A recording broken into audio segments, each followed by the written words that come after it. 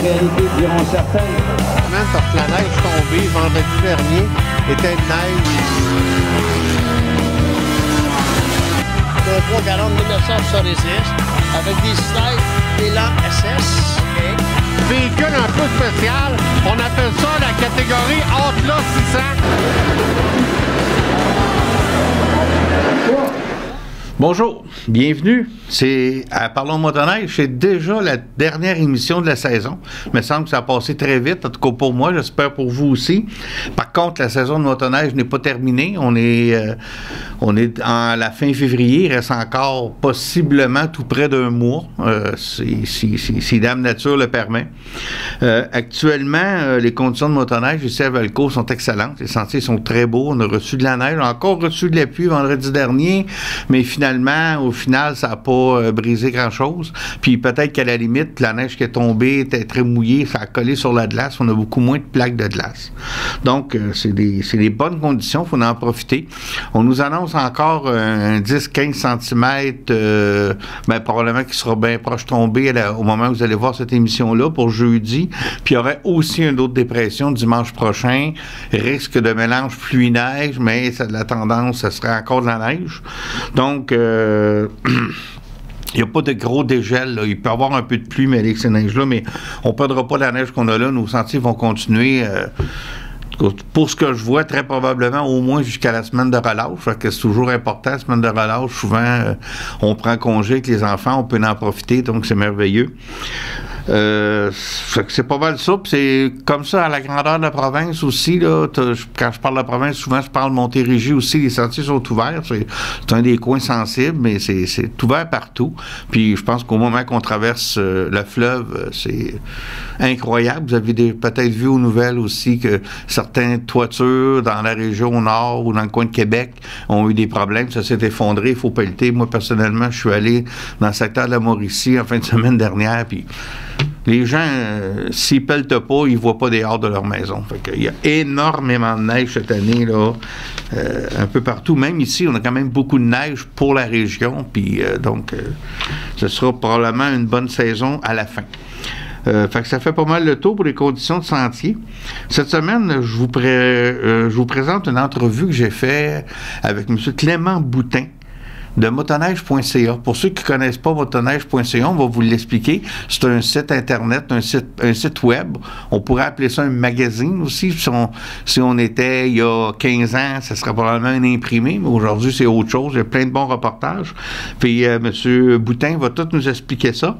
Et ça sera suivi aussi des meilleurs moments de la saison. Étant donné que c'est la dernière de la saison, on va regarder les faits saillants de la saison. Je sais que notre directrice ici aimerait bien mettre des bloopers, mais il n'y en a pas. Fait que, à moins qu'elle me fasse une surprise, mais je ne le crois pas. Fait qu'on regarde l'entrevue avec M. Boutin. Ben non, t'es trop bon! Je suis en compagnie de M. Clément Boutin. Bonjour Clément. Salut Mario. Représentant de motoneige.ca. Oui. On va vous expliquer un peu c'est quoi motoneige.ca. C'est premièrement un site web, mais c'est quoi l'information que le motoneigiste peut tout aller chercher là-dessus, votre mandat, votre mission? En fait, moi je suis collaborateur pour motoneige.ca depuis 3 ans maintenant. Le site web, c'est vraiment un site qui a des informations sur la motoneige, sur des accessoires, des vêtements, des pièces. Moi, je suis pilote d'essai, donc je fais même des essais de motoneige en long terme et en court terme. On donne nos avis, nos impressions sur les motoneiges, les vêtements. Donc, c'est vraiment un site d'information pour les motoneigistes au niveau de la motoneige de tous les fabricants. De tous les fabricants confondus. Dans la motoneige, bon, il y a 4 fabricants principaux. Skidoo, Polaris, Arctic 4, Yamaha, c'est ça. Ouais. Mais dans les vêtements, par contre, c'est un petit peu plus... il y a énormément de choix. Là. Oui, les 4 manufacturiers motoneige sont là, mais il y a plein d'autres marques aussi. Oui, exact. On teste des FXR, on teste des CKX, donc c'est tout on a des partenariats avec nos collaborateurs, nos partenaires au niveau du site web. Donc, c'est un échange de publicité et aussi échange d'essais, commentaires au niveau de leurs vêtements. Là. Donc, ce qui nous fait partie aussi de la gamme. Là. Donc, on essaie des vêtements. Oui, puis les vêtements, là, ça semble, pour monsieur tout le monde, le vêtement skidoo, c'est un costume de motoneige, mais c'est un petit peu plus complexe que ça parce que tu as différentes applications. T'es-tu une personne de sentier? T'es-tu une personne de hors-piste? T'es-tu quelqu'un typiquement au chaud naturellement ou moins? Fait qu'il y a plein de choses à... Oui, exactement. Nous autres, on a plusieurs collaborateurs, donc il y a plusieurs types de collaborateurs. Et il y en a qui sont plus qui font plus de sentier, d'autres font plus de hors-sentier. Donc il y a des vêtements attitrés au sentier versus hors sentier. Donc on fait vraiment la gamme là, de l'ensemble des motos. Aujourd'hui, dans les vêtements, c'est souvent le multicouche qui est important, le bon vêtement en premier, en deuxième, en troisième, ou je sais pas trop. Fait que ça, c'est vous recommandez ces choses-là, vous expliquez le vêtement qu'on essaie, ben il est bon si on utilise telle chose aussi. C'est sûr qu'on a certaines conditions, là, on respecte certaines conditions, dans le sens que on essaie le vêtement, on ne l'essaye pas toujours dans les mêmes conditions. Il y en a qui vont l'essayer plus dans le temps froid, tout dépendant. On donne nos impressions lors de nos essais. Donc, on peut pas tester dans l'ensemble. On les teste sur une année, mais on donne quand même nos impressions là, sur des vêtements, des accessoires là, et des motoneiges. Ça donne une bonne idée aussi là, avant d'acheter. C'est une bonne source. Au niveau des motoneiges, vous essayez différents types de motoneiges avec tous les fabricants, autant du sentier, hors sentier. Oui, on a un peu moins de hors sentier. La majorité, c'est du sentier, mais on a également des collaborations avec certains dealers qui nous permettent d'essayer des motoneiges sur du court terme. Donc, on est capable d'aller chercher des motoneiges hors sentier ou même on a essayé dernièrement des snow bikes. Donc, on est capable d'essayer des motos modifiées. Des motos modifiées, exactement. Donc, pour la neige, puis on est allé les essayer dans les Monts-Valin. Pas tout le monde pouvait les essayer. Donc, on a des activités en équipe qu'on va essayer. Vous avez des activités d'équipe aussi. Vous avez des reportages, 2, 3, 4 reportages par semaine à motoneige.ca facilement. En fait, depuis le début d'année, on a publié 96 articles cette année. 96? 96 OK, articles. Moi, je vous suis des fois un peu du coin de l'œil, mais je suis pas sûr que j'aurais dit 96. Il y a 96 articles de 2018-2019, puis il y en a encore une cinquantaine qui s'en viennent pour la fin de l'année sur des essais de vêtements qu'on a eu, une collaboration avec FXR justement, qui s'en vient. Donc, plein de gens qui ont des nouveaux vêtements FXR à essayer. Puis c'est quand même intéressant. C'est un échange de services. Nous, on écrit des articles, puis on a les vêtements, après on les garde. Donc, c'est quand même intéressant. Bon, regarde. Faut dire que tout le travail est fait par des bénévoles. Là. Exact. C'est tout à fait bénévole. C'est tout à fait bénévole, là, effectivement. Exactement. Puis, c'est ça, on parle de vêtements, motoneige. J'ai même vu des articles par Jean-François Leclerc. Il est venu au musée, puis il a fait un peu sur du vintage, des pièces de collection aussi. Exactement ça. Fait que vraiment, l'éventail est très, très, très, très large. Là, On a le pendant vidéo aussi qui prend beaucoup d'ampleur au niveau de motoneige.ca. Jean-François fait beaucoup de vidéos, entre autres. Donc, il y a beaucoup de vidéos qui sont publiées sur notre chaîne YouTube, nos Facebook et le site motoneige.ca en tant que tel aussi. C'est ça. Il y a aussi la condition de sentier. Oui, les conditions de sentier, d'informations sur les clubs, tout ça se retrouve dans un seul portail. Quelqu'un qui veut aller voir motoneige.ca, il y a toute cette information-là au niveau de qui a attrait à la motoneige. Donc, même des destinations touristiques qu'on retrouve sur le site avec nos partenaires. Là. OK. C'est bien. Puis là, vous allez aller au ce qu'on dit le fameux Snow Show, qui est au début mars, présentation des modèles 2020, c'est toujours les nouveaux modèles. C'est quoi qui se passe là? Comment ça fonctionne un peu? Est-ce qu'il y a du public qui va là? Comment? Non, en fait, c'est réservé aux médias, donc c'est un prévisionnement au niveau des médias. Les médias sont invités par les fabricants et nous, on a la chance d'essayer justement les machines des 4 fabricants, donc pendant une semaine. Moi, je suis allé pendant 2 ans. Cette année, je n'ai pas la chance d'y aller. Tu passes ton tour? Je passe mon tour. Je laisse la chance à d'autres. C'est quand même une belle expérience. Vous êtes quand même plusieurs collaborateurs. Oui, on est plusieurs collaborateurs. On est une trentaine, certains collaborateurs, donc je laisse la chance aux autres. Durant le Snow Show, ce qui se passe, c'est qu'on essaie on a les journées techniques qu'on appelle. Donc, on reçoit toute l'information technique sur les nouveautés des présentations faites par les compagnies. Ils disent, bon, cette année, tel modèle a telle nouveauté, tout ça. Exactement. Puis, par la suite, on part l'avant-midi, on réserve nos machines. L'avant-midi, dépendant, on se fait soit un avant-midi sentier, soit un avant-après-midi hors sentier. Donc, on choisit des machines qui sont un peu semblables pour faire des comparatifs. Et par la suite, nous, à la fin de chaque journée, on fait un débrief entre équipes et puis on en guillemets, on cote puis on donne nos points positifs, points négatifs sur les machines. Pour éventuellement écrire un article. Exactement. Et il y a aussi une session de photos avec chacune des machines. Exactement. Ça c'est le principal parce que c'est notre banque de photos pour l'année en cours. Puis ça nous sert aussi lorsque les dévoilements de chacun des fabricants, parce que c'est pas toujours en même temps. Nous, on sort des articles clés pour justement puncher le fabricant et des nouveautés sur la nouvelle C'est saison. pas parce que vous êtes au snow show que le soir ou le lendemain matin, on va avoir des photos fraîches des nouveaux modèles. Pas du tout. Si le manufacturier n'a pas encore dévoilé ses modèles, vous êtes sous embargo toujours. Sous embargo, puis c'est très, très surveillé par les fabricants. Oui. À chaque soir, il y a les gens, par exemple, Yamaha qui s'est pas encore développé, déployé. Donc, il y a possibilité eux autres vont aller vérifier sur les Facebook, vont aller vérifier partout. Donc, il ne faut vraiment pas qu'il y ait de fuite parce que c'est leur punch de l'année. C'est de stratégies de mise en marché qui peuvent être... c'est ça. C'est ça, parce qu'à un moment donné, il faut comprendre que vous êtes au courant, même je pense que vous êtes déjà au courant de certaines choses, certaines personnes, certains sont déjà au courant, mais il faut comprendre que les manufacturiers, quels qu'ils soient, ils ont encore des véhicules sur le plancher, donc il faut vendre les modèles 2019 avant de vendre ceux qui ne sont pas encore fabriqués. C'est normal, puis aussi une stratégie de mise en marché qui est important de respecter. Puis la majorité des véhicules qu'on essaie, c'est des prototypes, donc c'est pas encore ce qui va être en marché pour l'hiver prochain, donc il y a encore beaucoup d'ajustements qui sont faits. Oui, des fois, des ajustements, ça change tout. Hein? Vous savez, même vous autres, vous jouez avec les ajustements pour...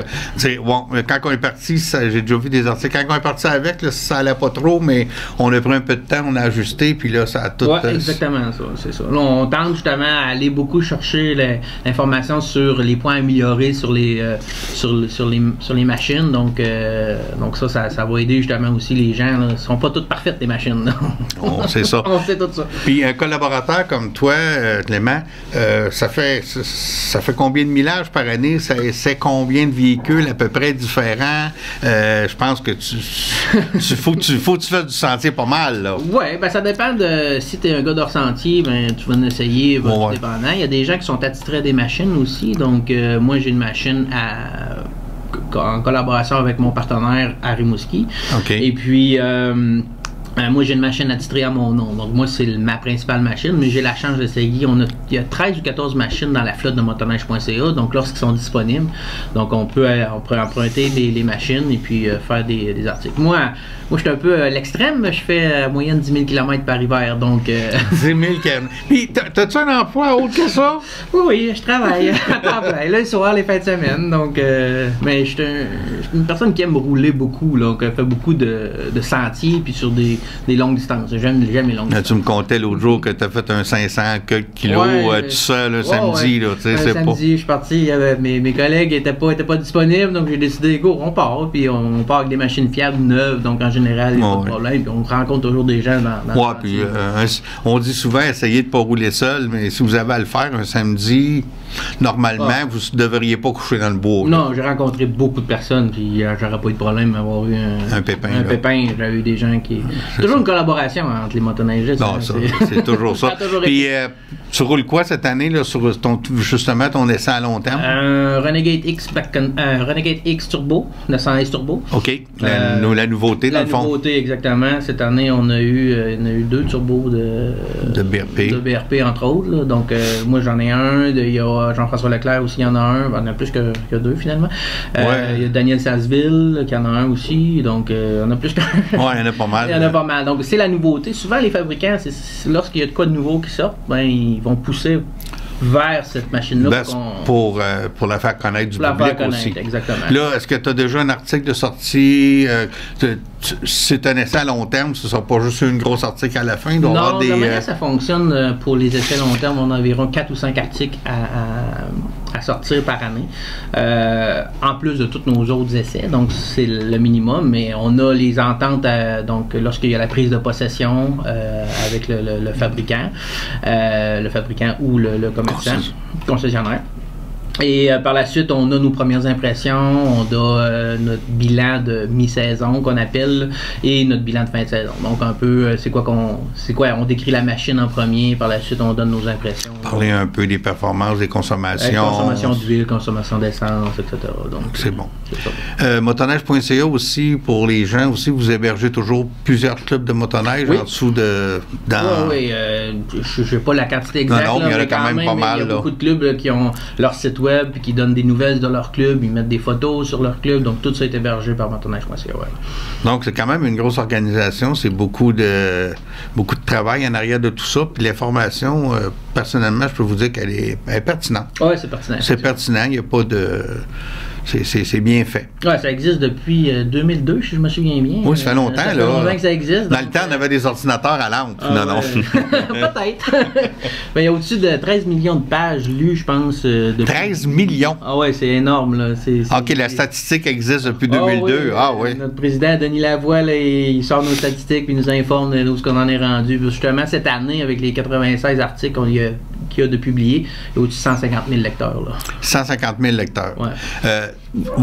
Avez-vous toujours un pendant anglophone? Oui, il y a sledmagazine.com qui est le pendant anglophone. On met la majorité de nos articles qui ont un lien avec... qui peut être bien lu aux États-Unis, parce qu'il y en a qui touchent spécifiquement le Québec. Oui. Donc, ils ne sont pas traduits, mais la majorité de nos articles sur les essais de vêtements, des accessoires, les motoneiges sont traduits en anglais et sont publiés sur sledmagazine.com. Il y a une grosse amélioration au niveau de la lecture aux États-Unis. Donc, c'est un gros marché, les États-Unis. OK, les États-Unis commencent aussi, mais vous devez aussi toucher le Canada anglais, évidemment. Oui, le Canada anglais aussi. C'est sûr. Sledmagazine.com, c'est worldwide, là, comme on dit. Là, OK, puis mondial, vous avez une augmentation de ce niveau-là. Oui, énorme. Je n'ai pas les chiffres exacts, mais c'est une grosse augmentation. Je sais que vous avez commencé ça il y a quelques années. Il a toujours existé, mais étant donné qu'il n'y avait pas beaucoup de traductions qui étaient faites, il n'y avait pas beaucoup de visionnement d'articles, donc là, ça donnait l'impression que c'était moins important, mais il a toujours été là. Toujours été là.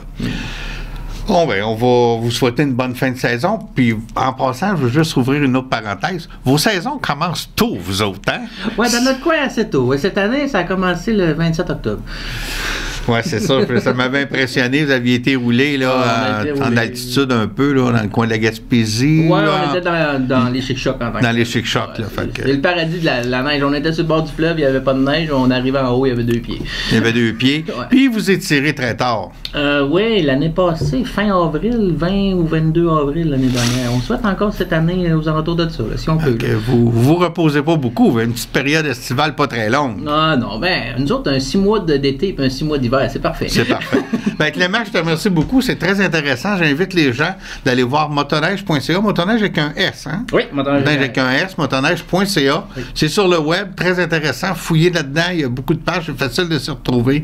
Puis, c'est un très beau site avec beaucoup d'informations. Merci beaucoup, Mario. Merci. J'espère que ça vous a plu, que vous avez pu apprendre des choses aussi sur motoneige.ca, puis vous remémorer les moments de la saison. En terminant, je pourrais vous dire aussi que le dévoilement des modèles 2020, oui, les modèles 2020 de motoneige des compagnies sont à dévoiler actuellement dans les prochaines semaines. BRP l'a dévoilé lundi dernier sur son site web. Les autres compagnies vont suivre d'ici une semaine ou deux. Je n'ai pas les dates précises pour chaque compagnie. Par contre, ce que je peux vous dire, c'est qu'il y a 2 expositions au Québec des modèles 2020. C'est des expositions où ce que seulement les 4 manufacturiers vont être là. Ça va être jeudi le 19 et mardi le 19 et mercredi le 20 mars à Laval, à la place Forzani. C'est assez facile à trouver. Là. Vous tapez place Forzani, puis vous allez trouver facilement. Puis aussi, si vous mettez Sneak Peek 2020 sur Internet, ça va vous donner tous les endroits au Canada. Vous allez trouver ça facilement. Un autre endroit aussi, ça sera au complexe Capital Hélicoptère à Québec. Ça, c'est le 22 mars seulement, de 4h à 9h. Non, pas seulement, il y a aussi vendredi le 22 mars et samedi le 23 mars. Donc, c'est les modèles 2020 des 4 compagnies qui vont être exposés là. Fait que c'est peut-être le fun des fois d'aller faire un petit tour dans ce coin-là. Aller voir ce qui s'en vient pour l'an prochain.